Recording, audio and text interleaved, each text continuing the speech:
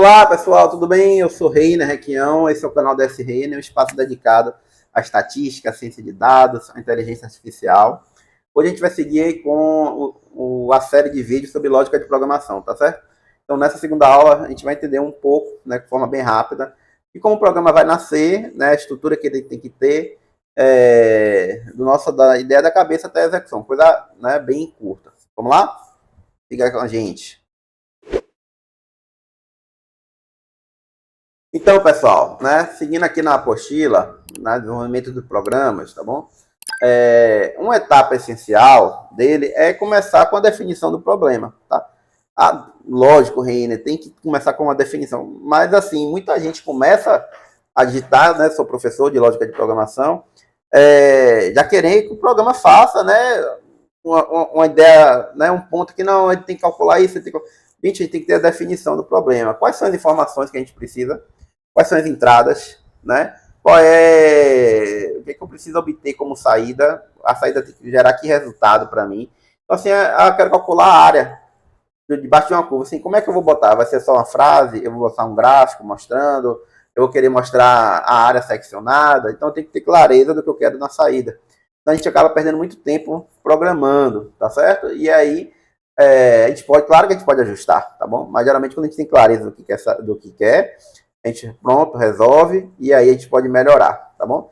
E também tem que ter clareza das restrições, das regras, dessas condições. O que é que eu devo respeitar, tá? Como para fazer o cálculo. Então, se eu quero calcular a média, eu vou usar a média ponderada, eu vou usar uma média normal, né, aritmética, eu vou usar uma média, né, geométrica, tá bom? Então, assim, depende muito do que eu quero. Então, eu quero calcular o valor da conta de energia de uma casa, né? Por exemplo. O que é que eu vou precisar, né? Vou precisar do quê? Do valor do que foi consumido, né, de quilowatts, qual é o valor de cada quilowatts. Aí eu preciso fazer o processamento, né, fazer esse cálculo, essa multiplicação. E a saída, eu vou só dizer o quanto ele vai pagar, vou dizer quanto vai pagar e também um quilowatt, tem desconto, tem alguma regra que eu preciso seguir, ele é uma questão mais social ou não, né? Tem desconto, né? Porque ele tem vulnerabilidade, certo? Então, esses detalhezinhos precisam estar aqui, tá bom? Então, assim, análise do problema. Eu tenho que analisar o problema de modo lógico, tá bom? Não assim, eu quero o valor do quilowatt. Sim, quem vai te dar? Eu vou na Coelba, eu já tenho o valor, vou olhar na conta, ele vai vir. Então, não pode deixar lacunas para a gente poder resolver o problema, tá? Escolhe o método de solução, né, dependendo do problema. Por exemplo, aula de cálculo numérico, eu quero resolver um sistema de equações. Existem vários tipos de métodos para a gente resolver. É linear? Não é? Eu vou usar o método de Gauss-Seidel, de Gauss-Jacobi, vou usar o método de Newton, enfim, o que é que eu vou usar? Né? Usar o Gauss normal, tá bom? Então, assim, eu posso escolher o método, tá bom? Identificar os dados que eu preciso, isso é muito importante, e planejar o algoritmo com base nesses dois. Não adianta eu planejar o algoritmo sem ter clareza do método e do que eu quero, e qual é a entrada, tá bom? E a minha saída, certo? Então, assim, olhando aqui na apostila, né? Então, a gente vai planejar esse algoritmo, de novo, a aula passada, ele precisa ter clareza, eficiência e simplicidade, tá bom? E aí, a depender do tipo do problema, né, do que você está querendo ver, ele pode ser escalável, né? Eu consigo usar esse problema para diversas outras coisas, de várias outras maneiras. Então, eu tenho um algoritmo que acha a raiz de uma equação. Ela serve para uma equação de segundo grau, ela serve para uma equação do cosseno, né, senoidal, ela serve para equação exponencial. Eu consigo escalar essa resolução de problema, eu consigo reutilizar esse código em outro ambiente. Então, assim, a depender do que você quer, a gente pode fazer assim ou não, tá bom? Se eu só quero calcular a média, a gente pode botar ali, tudo bonitinho, a média com 2 números e tudo mais. Se tiver 3 números, eu tenho que ajustar meu algoritmo. Eu consigo fazer ele escalável para quantos números for entrado? Consigo. Aí eu tenho que ter clareza do método que eu vou utilizar, tá certo?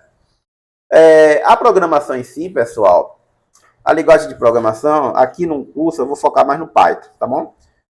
Mas ele pode ser, né, o mesmo programa você consegue fazer em C, Java, JavaScript, isso não importa muito, no R, né, MATLAB. Qual é o programa que eu vou usar? Eu vou usar no Python, porque a gente vai poder usar o Google Colab, tá bom? Então, o programa que eu vou colocar aqui nos vídeos vocês vão conseguir ter esse acesso, tá bom? É só baixar, né, e utilizar. E assim, lá no Google Colab, tá? Deixa eu na próxima eu abro.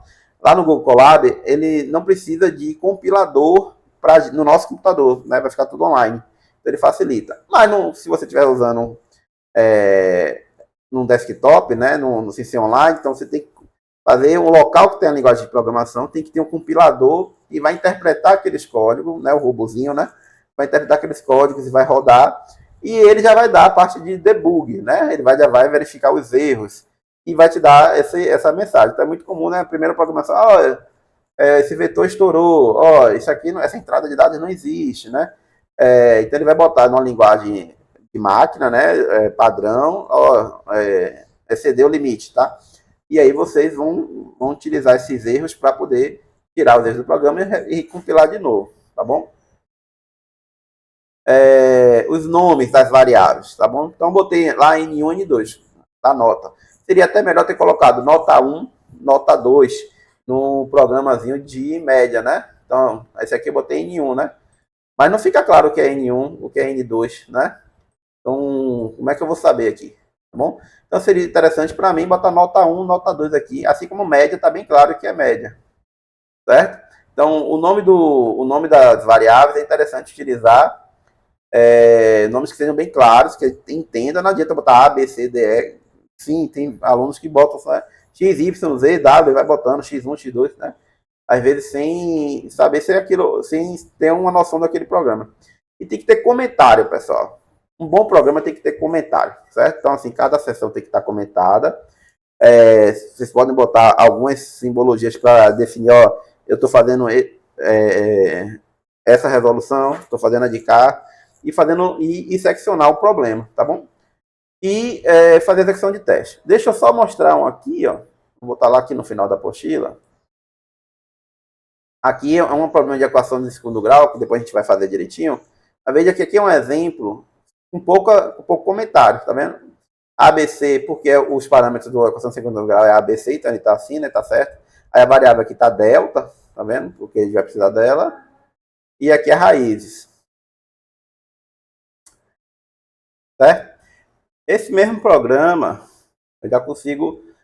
aqui eu dei exagerado um pouco nos comentários, mas eu consigo botar entrada de dados, tá vendo? Processamento. E aí eu escrevo um caso especial, se A for igual a 0, bota aqui.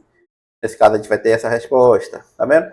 Como fica muito melhor eu dizendo o que está acontecendo, para quando você for utilizar esse programa de novo, ele já está aqui, já fica fácil de resolver. Então, assim, eu teria que adivinhar aqui que eu estou trabalhando com vários casos. Por que esse negócio? Por que eu botei assim? Né? Por que esse A aqui? Tá? E aqui não, já estou dizendo, são casos lineares, caso 1, caso 2, caso 3, documentado, tá? Raiz real, raiz completa. Podia até botar até raiz aqui, né? Para poder... E aqui é a saída de dados, tá vendo? Saída de dados. Então, assim, comentar faz parte da boa prática da programação. Tá certo? Então, e aí, quando você terminar de fazer o programa, é importante, assim, não faz o programa e envia para a pessoa. Então, tem que fazer validação, tem que fazer o teste. E como eu fiz o teste de mesa lá da média, no vídeo anterior, tem que fazer todos os testes de mesa, tá bom? Então, e aí, assim, se você estiver trabalhando em equipe, é bom, importante, pego esse teste aqui, coloco no relatório e mostro, então testei com essas variáveis, testei assim, testei assado, tá? E deixo também interessante, se vocês estiverem trabalhando com problemas que vão ser melhorados, né? Já sabe, né? Já se pensa vai ser melhorado, então eu volto a versão V1, V2, V3, V0.1. Existem programas que fazem versionamento, né? Aí já é um outro nível. Porém, é importante registrar as versões, botar a data lá, quando foi que você fez, para quando você estiver voltando, né? Você ter ideia, pô, estava nessa época, eu pensava desse jeito, por isso que está assim, e aí eu quero resolver o problema, tá certo? Então, um bom programa tem que estar claro, certo? Bem estruturado,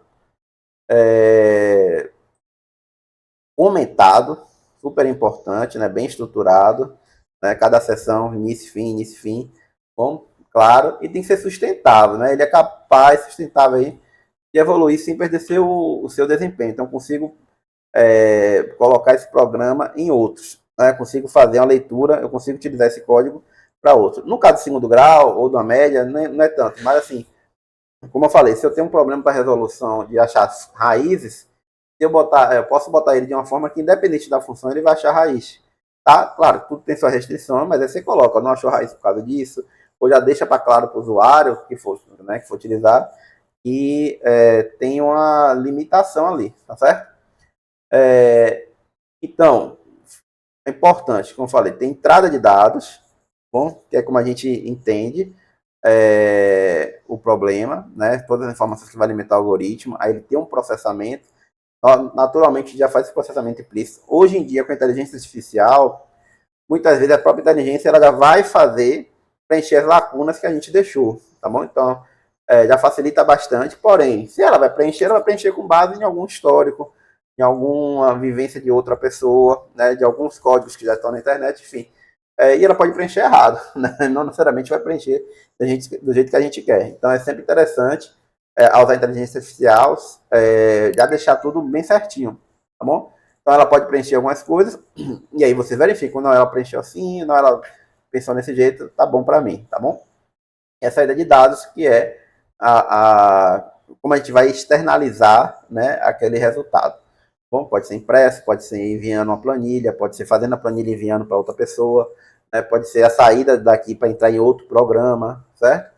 Então tem que pensar como é que vocês vão querer a saída.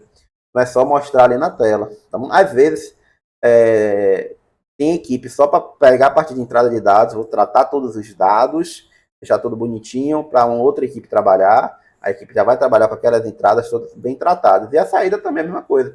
Tem equipe só para fazer dashboards, né? Fazer o painel lá bonitinho para o cliente analisar o seu resultado, né? Então, tudo depende do nível de detalhe que a gente precisa, tá certo? E aqui eu estou detalhando um pouquinho. E lá no da média, ó, entrada de dados, a média aqui calculada, tá? E aqui a saída de dados, né? Dependendo do que foi o resultado aqui. Então, assim, a gente tem clareza do que a gente quer. Às vezes a saída de dados vai ficar no meio. Quando o programa é grande, é normal também. Tá? Entre cada processamento, acabou o processamento, eu finalizo o processamento com a saída de dados. Ele está no final do processamento. Então é isso. Então, hoje eu venho aqui só passar uma ideia geral de como ter boas práticas de programação, né? Seguir um processo lógico, definir, analisar e programar, né? Os testes, testar e validar, né? Então, são pontos importantes, deixar entrada, saída e desenvolvimento bem separado, né? São etapas que se repetem em qualquer sistema, né? Desde o mais simples ao mais complexo, tá bom?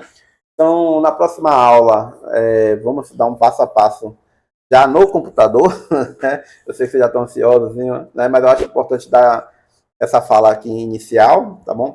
Antes de chegar lá na linguagem de programação, é até bom para vocês, né, não ficarem tão ansiosos. Então a gente vai já começar fazendo um probleminha simples, já usando a estrutura de decisão do if, tá? Do if and else, tá bom? Então se inscreva aqui no canal, deixa o like, tá bom? E ativa o sininho aí para acompanhar a série completa de lógica de programação, tá bom, gente?